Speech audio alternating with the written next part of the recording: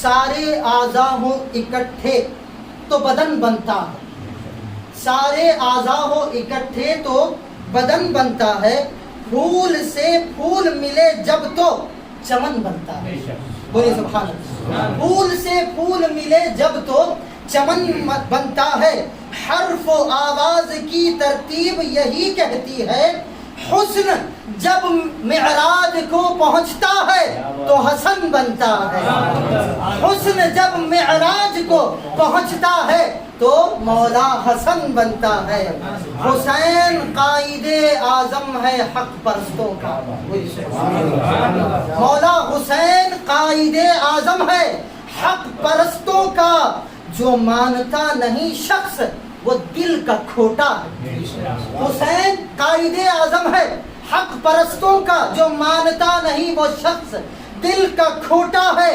حسین سارے زمانے سے بڑھ گیا لیکن، توجہ، حسین سارے زمانے سے بڑھ گیا لیکن، کیا جو غور تو دیکھا حسن سے چھوٹا ہے۔ حسین سارے زمانے سے بڑھ گیا لیکن، کیا جو غور تو دیکھا حسن سے چھوٹا ہے۔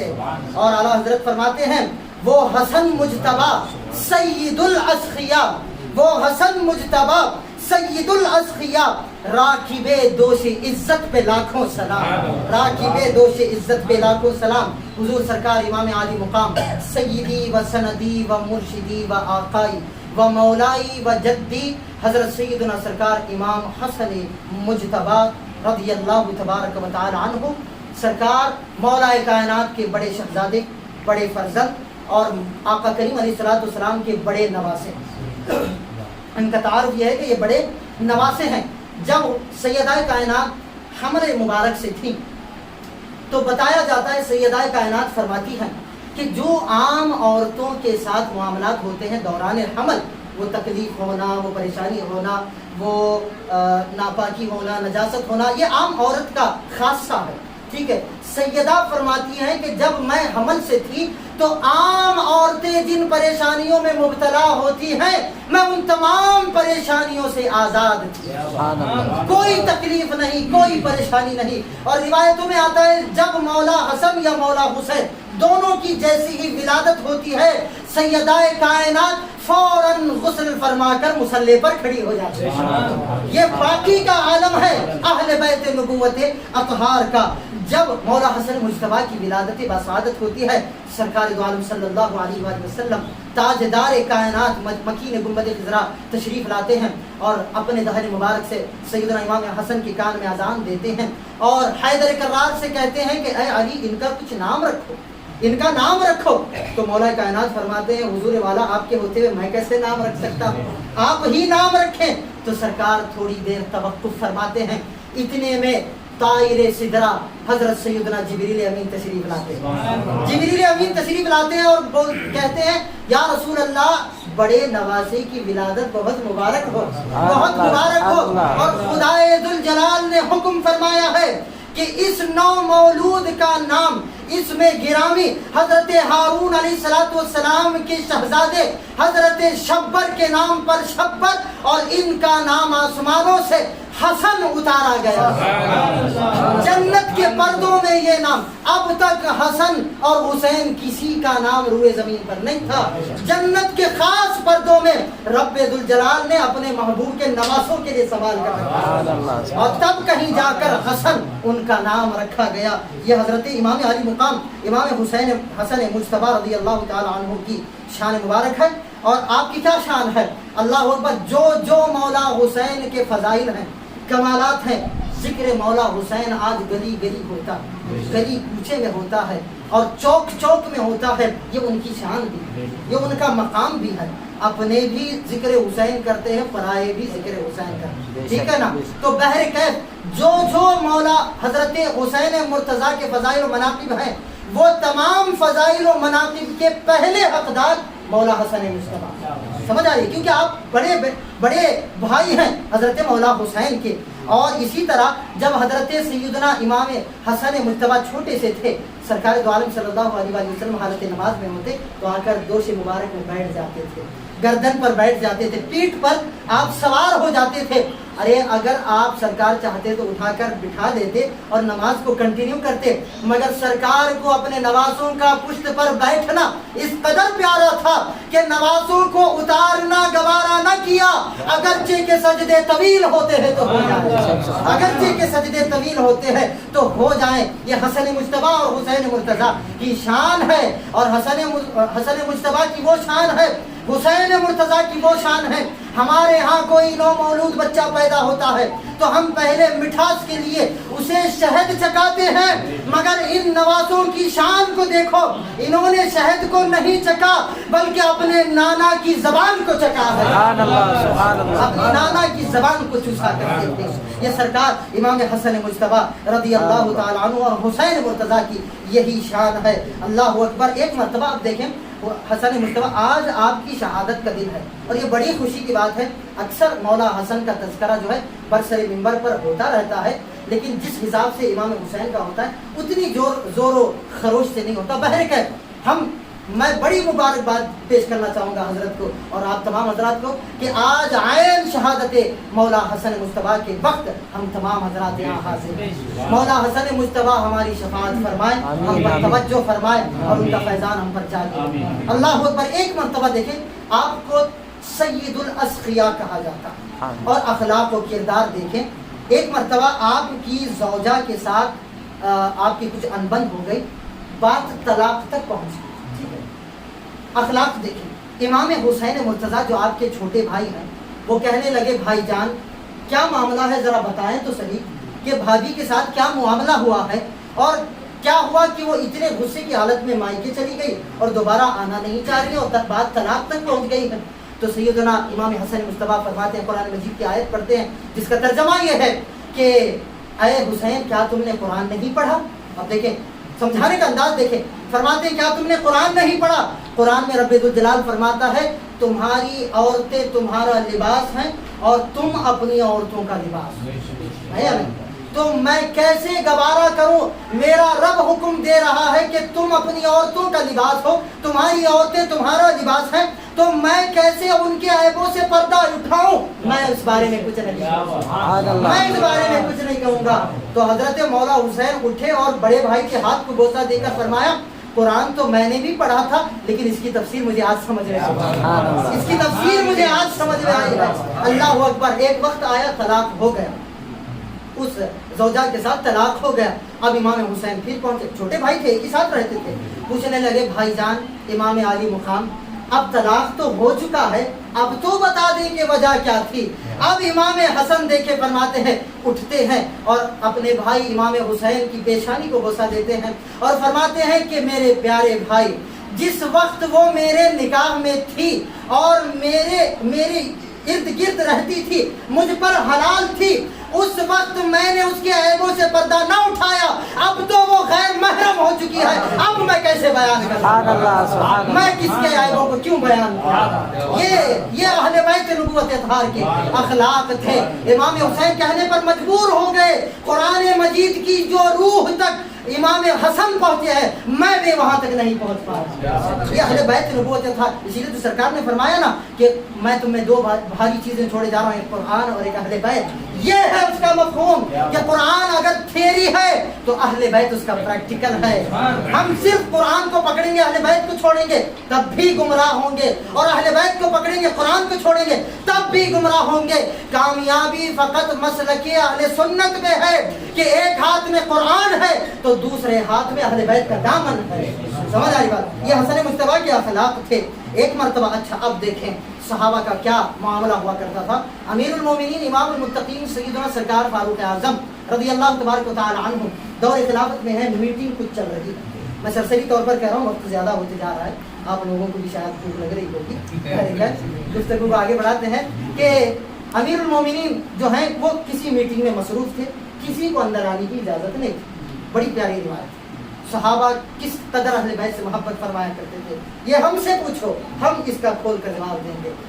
تو کسی کو آنے کی اجازت نہیں تھی۔ آپ کے فرزند ارجمند حضرت عبداللہ بن عمر، حضرت عمر ہی کے بیٹے، وہ تشریف لاتے ہیں اور اندر میٹنگ میں داخل ہونا چاہتے ہیں کسی معاملے کی گفتگو کرنے کے لیے۔ جو دربار تھا वो रोक लेता है कि भाई अमीरुल मोमिनीन का हुक्म है कि किसी को अंदर आने की इजाज़त नहीं है, तो लिहाजा आप भी अंदर नहीं आ सकते। तो हज़रत अब्दुल्लाह इब्न अमर बाहर खड़े होकर वेट कर रहे हैं, इंतज़ार कर रहे हैं।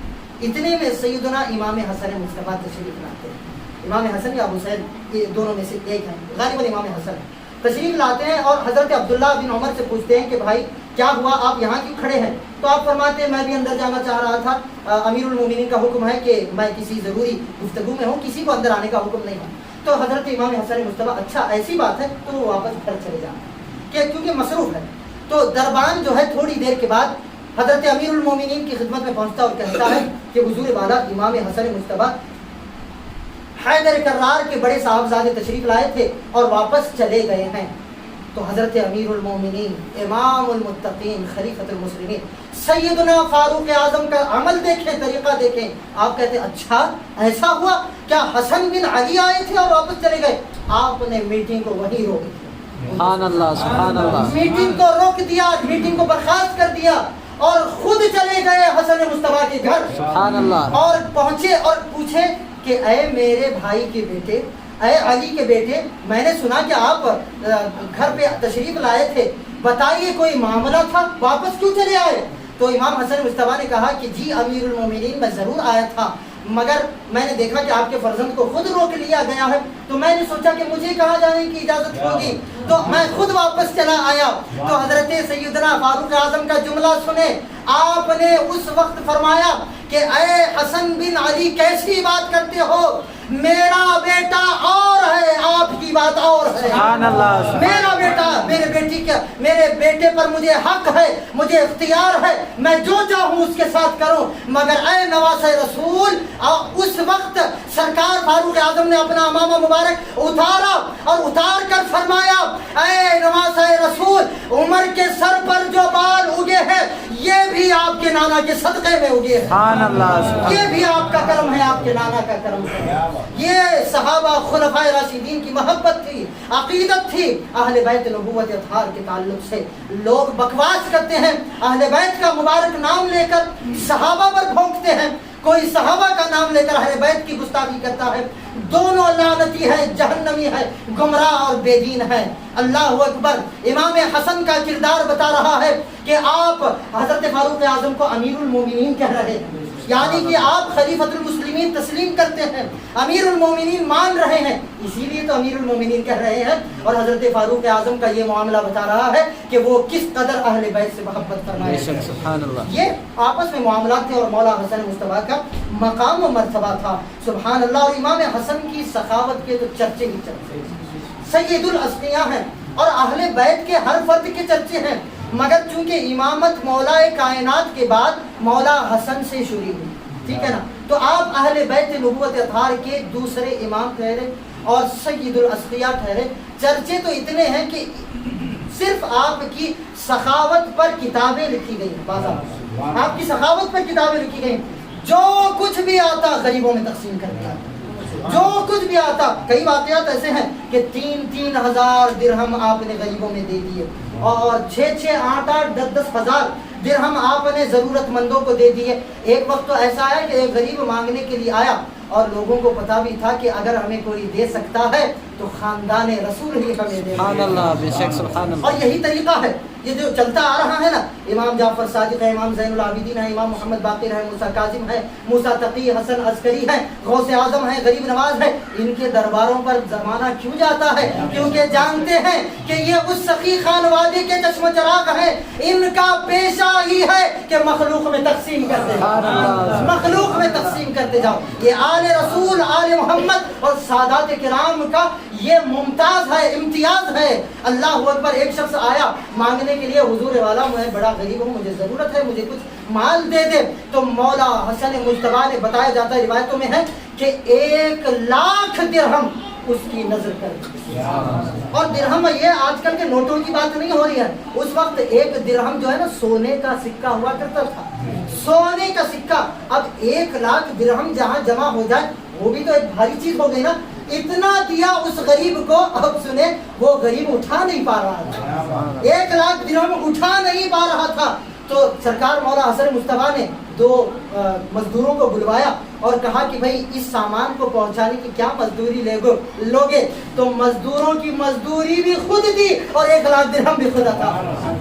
یہ مولا حسن مجتبیٰ رضی اللہ تعالی عنہ کی ذات ہے، اور اس طرح سے بڑے کمالات آپ کے موجود ہیں، سبحان اللہ۔ اور اس کے ساتھ اب دیکھیں اگلی پیاری بات، سیدہ کائنات بی بی فاطمہ الزہرا سلام اللہ علیہا وعلی بعلہا وعلی اولادہا، شہزادی رسول ہیں، حسنین کریمین کی والدہ محترمہ ہیں۔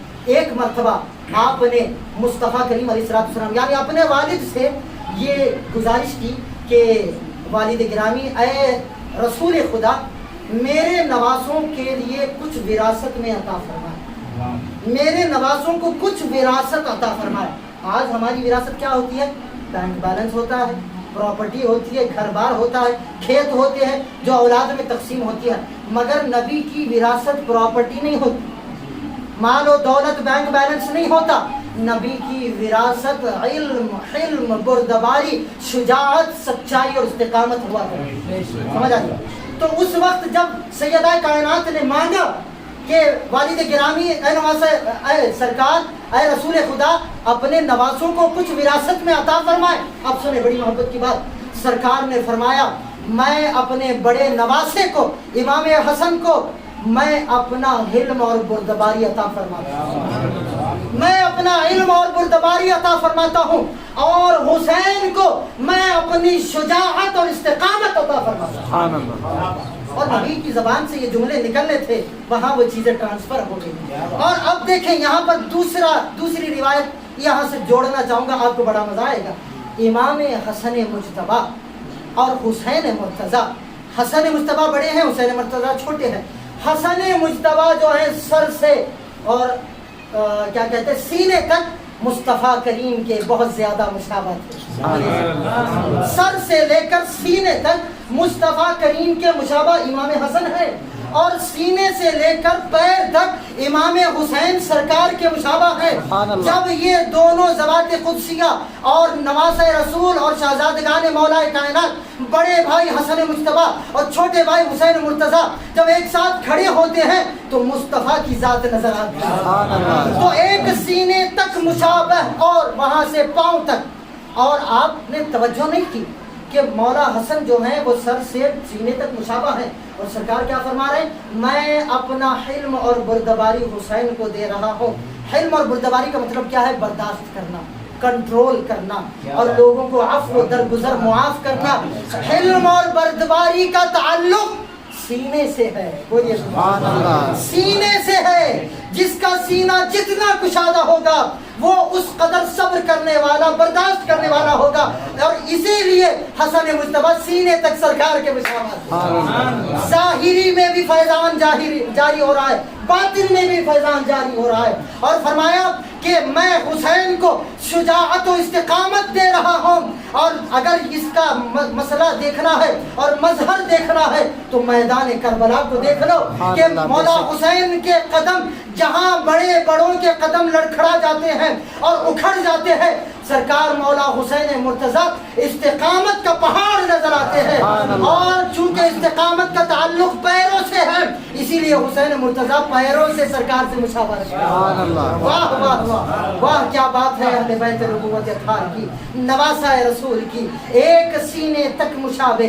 ایک وہاں سے پاؤں تک۔ سبحان اللہ سبحان اللہ، یہ دونوں حضرات مکرم کی ذات مبارک ہے۔ آخر میں ایک اور واقعہ کہہ کر اپنی گفتگو کو ختم کریں گے۔ یہ شخصیات، یہ ہمارے قابلین ہیں، ہمارے ماں باپ ان کے قدموں پر قربان، ہماری نسلیں ان کے قدموں پر قربان۔ اللہ اکبر، یہ اتنی شانوں والے ہیں، اتنی عظمتوں والے ہیں، اور جنتی نوجوانوں کے سردار بھی تو ہیں۔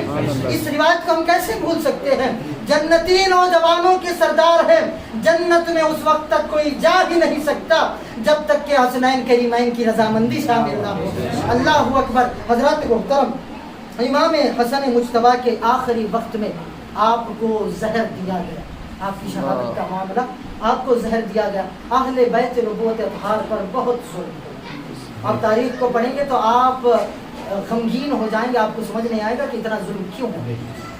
حضرت مولا کائنات سے آپ دیکھیں، کوفہ کی سرزمین پر آپ کو دھوکہ دیا گیا، اور آپ کی مسجد میں ہی کھڑے ہو کر ایک بدبخت خارجی جہنمی نے آپ کو خنجر مارا تھا۔ حضرت مولا کائنات کو. پھر اس کے بعد سلسلہ جاری ہوتا ہے. امام حسن مجتبیٰ ہے, حسین مرتضیٰ تو میدان کربلا میں پہنچ گئے, سارا خاندان کو شہید کر دیا گیا. پھر آپ کے صاحبزاد امام زین العابدین ہیں, ان کے صاحبزادے حضرت زید شہید ہیں, امام جعفر صادق ہیں. سب کو ان کے چاہنے والوں نے دھوکہ دے کر مارا ہے, زہر دیا ہے, کسی نے ظلم کیا ہے, کسی نے زیادتی کی ہے. ایک شخص کا, ایک امام ہے, امام زید رضی اللہ عنہ, حضرت امام زین العابدین کے بیٹے ہیں. میں یہاں پر ایک عقیدے کی بات بھی کہہ کر گفتگو کو ختم کریں گے انشاءاللہ. امام زید رضی اللہ عنہ امام زین العابدین کے بیٹے ہیں. ٹھیک, امام جعفر صادق کئی شادیاں ہوا کرتی تھی, کئی اولاد ہوا کرتی تھی. اب دیکھیں امام زید شہید, یہ بھی شہید ہے. آپ جو ہے نا, آپ اپنے وقت کے امام ہوئے اور آپ کے ساتھ جو ہے ہزاروں لوگوں نے اتحاد فرمایا. ٹھیک ہے, ایک وقت آیا. اب دیکھیں عقیدے کی کتنی اہمیت ہے. یہاں پر بات اہل بیت کی چلی ہے تو اہل بیت کا مشرب بھی آپ تک پہنچانا ضروری ہے, ان کا عقیدہ اور نظریہ بھی پہنچانا ضروری ہے. اب دیکھیں حضرت زید کے ساتھ ہزاروں کا لشکر ہے. دوسرے دن, میں وہ زیادہ تفصیلات میں نہیں جاؤں گا, بس سرسری طور پر بتا رہا ہوں, میدان میں جنگ کا معاملہ تیار. دوسرے دن جو ہے جنگ ہونے والی ہے, ہزاروں کی تعداد میں لوگ موجود ہیں حضرت زید کی اقتداء میں, ان کے پیچھے کہ حضور والا آپ حکم کریں, ہم اپنی جانوں کو نچھاور کرنے کے لیے تیار ہیں. اب دیکھیں حضرت زید, حضرت زین العابدین کے شہزادے, مولا کائنات کا خون آپ کی رگوں میں. وہ لوگ جو حضرت زید کے ساتھ تھے نا, وہ بدبخت شیعہ حضرات تھے, جو کوفہ کے, جو دھوکہ دینے, کوفی لا یوفی, یہ بڑا مشہور جملہ ہے. مولا حسین کو بلانے والے کوفہ کے لوگ تھے, جنہوں نے خط لکھا کہ حسین مرتضیٰ تشریف لائیے, ہم آپ کے ہاتھ پر بیعت کرنا چاہتے ہیں. جب امام حسین تشریف لائے, گھروں کو بند کر لیا. یہ دھوکہ تھا یا نہیں تھا؟ اہل بیت کے ساتھ غداری کی گئی, دھوکہ دیا گیا, اور آج بھی دھوکہ دے رہے ہیں امت کو کہ ہم اہل بیت کے چاہنے والے ہیں. ان بدبختوں ہی نے ظلم کیا ہے, اور یہی وہ لوگ تھے حضرت زید کے ساتھ. کل صبح جنگ ہونے والی ہے, رات میں کچھ لوگ پہنچے حضرت زید کے خیمے میں. اب دیکھیں عقیدہ کتنا ضروری ہے. اے لوگوں, آج ہم چند ٹکوں کے لیے اپنا عقیدہ بیچ دیتے ہیں, اور ہم سمجھتے ہیں کہ عقیدے کی کوئی اہمیت نہیں ہے, ہر کوئی اپنا ہے. ہر کوئی اپنا کیسے ہو سکتا ہے؟ اگر کوئی آپ کے والد کو گالی دے تو آپ اس کے گلے میں لگیں, آپ کے دادا کو کوئی برا بھلا کہے آپ اس کی گلپوشی کریں گے؟ ایسا نہیں ہو سکتا. ہمارے باپ داداؤں سے بڑھ کر صحابہ اور اہل بیت کے ساتھ, اہل بیت کی ذات ہے. امام زید کے خیمے میں پہنچ کر لوگ کہنے لگے کہ بھائی اے امام زید بتائیے, کل صبح جنگ ہونے والی ہے. صبح میں پوچھ رہے ہیں کہ آپ کا عقیدہ ابو بکر اور عمر کے بارے میں کیا ہے. اب یہ کوئی جواب دینے کا وقت ہے, سوال پوچھنے کا وقت ہے. صبح جنگ ہونے والی ہے, ہزاروں لوگ وہاں پر تیار ہیں, جنگ کے میدان میں آلریڈی موجود ہے. یہ بدبخت دشمنان صحابہ وہاں پر پہنچے, امام زید کے ساتھ ہیں دھوکہ دینے والے. پوچھ رہے ہیں کہ آپ ابو بکر اور عمر کے بارے میں کیا کہتے ہیں. حضرت زید نے سارا معاملہ بھانپ لیا اور سمجھ گئے اور جان گئے, جو میں جواب دوں گا تو یہ مجھے اکیلا چھوڑ کر چلے جائیں گے. امام زید سمجھ گئے, مگر بیٹا جو شیر خدا کا ہے, بیٹا جو مولا حسن کا ہے, مولا حسین کا ہے, ہم اہل بیت کے غلام کل بھی تھے, آج بھی ہے, اور کل صبح قیامت تک رہیں گے. ارے جہاں حضرت امام حسین مرتضیٰ نے یزید پلید کے خلاف تلواروں کو بلند کیا ہے, وہاں بھی ہم مولا حسین کو حق جانتے ہیں. اور جہاں پر ان کے بڑے بھائی مولا حسن نے امیر معاویہ سے صلح کی ہے, وہاں بھی ہم امام حسن کو حق جانتے ہیں, کیونکہ ہم اہل بیت کے غلام ہیں. ہم حضرت مولا حسن کو بھی اپنا امام مانتے ہیں, حسین مرتضیٰ کو بھی اپنا امام مانتے ہیں. حضرت زید سمجھ گئے یہ لوگ بدماشی کے لیے یہاں پر آئے ہیں, تو مگر آپ گھبرائیں نہیں. آپ چاہتے تو یہ بول سکتے تھے کہ چلو بعد میں بات کریں گے, اس بارے میں پہلے جنگ کر لیں, یا کوئی ان کی ہاں میں ہاں ملا دیتے. مگر جو نبی کا سچا عاشق ہوتا ہے, نبی کے خاندان کا خون جس کی رگوں میں ہوتا ہے, وہ کبھی غداری اور بے وفائی نہیں کرتا, چاہے سامنے موت نظر آئے. امام زید نے کہا کہ ہم ابو بکر, ہمارے اہل بیت میں یہ طریقہ ہے اور رائج ہے کہ ہماری اہل بیت میں ابو بکر و عمر کی محبت فرض کے طور پر بتائی جاتی ہے, اور جیسے قرآن پڑھا کر समझाया जाता है। अबू बकर और उमर की मोहब्बत ऐसे समझाई जाती है, सुभान अल्लाह, ऐसे समझाई जाती है, और वो हमारे सैयद हैं, सरदार हैं। इस तरह से सैयदना ज़ैद रज़ी अल्लाह ताला अन्हु ने अज़मत शेखैन को बयान फरमाया मैदान जंग में, और बदबख्तों ने हजरत ज़ैद को तन्हा छोड़कर वापस चले गए। अल्लाह, ये मोहिब्बान अहले बैत थे। हजरत इमाम ज़ैद को छोड़ दिया लोगों ने, इस कदर कमीने किस्म के भी लोग हुए। आज क्या कहते हैं, हम अहले बैत के गुलाम हैं, छोड़कर चले गए। आप तारीख पढ़े, हजरत इमाम ज़ैद को इतना बेदर्दी से शहीद किया गया कि आपके जिस्म मुबारक के टुकड़े टुकड़े किए गए, आपकी लाश मुबारक को कई महीनों तक यूं ही लटका दिया इमाम ज़ैद। और ये वही कूफी, वही खानदान से थे जिन्होंने मौला हुसैन को धोखा दिया था, और फिर आज इमाम ज़ैद को धोखा। लेकिन पता क्या चला, ये अहले बैत का तरीका है कि मौत भी सामने नजर आए तो अपने वालिदैन के और अपने अकाबिरीन और अपने जो कुछ भी नजरिया और अकायद चलता आया उसकी खिलाफ वर्जी कभी नहीं। ये अहले बैत ने हमें तालीम दी है कि शेखैन हमारे सरदार हैं। अल्लाह अकबर। हज़रात मोहतरम, तो इसी तरह इमाम हसन मुस्तफ़ा को भी शहीद किया गया, जहर दिया गया। आखिरी बात, पहली मरतबा जहर दिया गया, मौला हसन मुस्तफ़ा को जैसे तकलीफ महसूस हुई तो लड़खड़ाते हुए कदमों से आप अपने नाना जान के रोज़े पर तशरीफ़ लाए, और जब वहाँ दुआ फरमाई तो अल्लाह रब्बुल इज़्ज़त ने शिफा अता फरमाई। आप शिफायाब हो गए, सेहतमंद हो गए। दूसरी मरतबा भी आपको इसी तरह जहर दिया इमाम हसन मुस्तफ़ा। फिर आप लड़खड़ाते हुए कदमों से पहुँचे, सुनहरी जाली और नाना जान के पास दुआ फरमाई, फिर आपको शिफा मिल गई। तीसरी बार जब पता चला कि भाई बार बार बच रहे, तो बड़ा खतरनाक जहर मौला हसन मुस्तफ़ा को दिया गया, और इस बार का जहर इतना खतरनाक था, रिवायतों में आता है कि आपकी आंखें जो है वो कट कट कर गिर गई। आंखें जो है ना वो कट गई, इतना खतरनाक जहर हजरत इमाम हसन मुस्तफ़ा को दिया गया।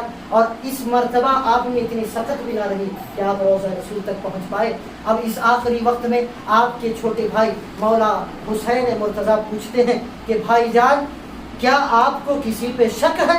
जिसने आपको जहर दिया है तो मुझे उसका नाम बताएं, मैं उसका काम तमाम करूँगा। इमाम है ना, इमाम वक्त है इमाम हसन मुस्तफ़ा।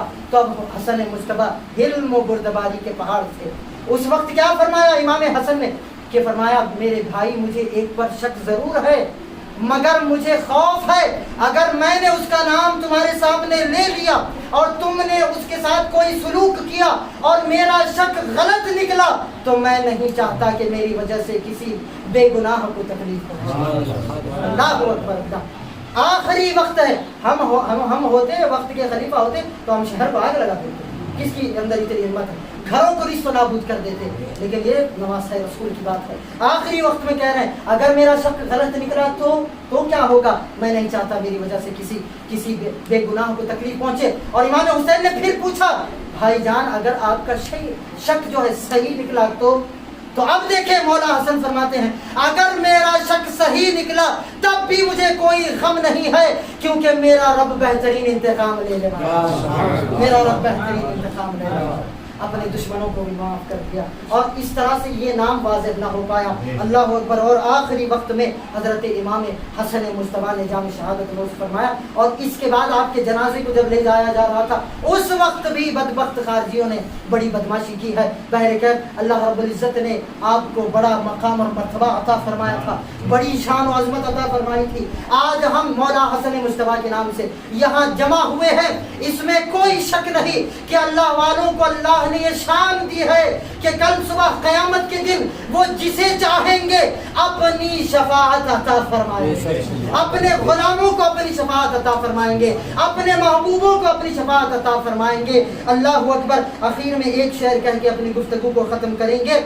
हसन को बादशाह खास व आम कहते हैं, बड़ा बेहतरीन और प्यारा जुमला है, कोई ज़बान खामोश न रहने का। आखिरी चीज़ है, हसन को बादशाह खास व आम कहते हैं, आली का नायब व कायम मकाम कहते हैं। हसन को बादशाह खास व आम कहते हैं, आली का नायब व कायम मकाम कहते हैं।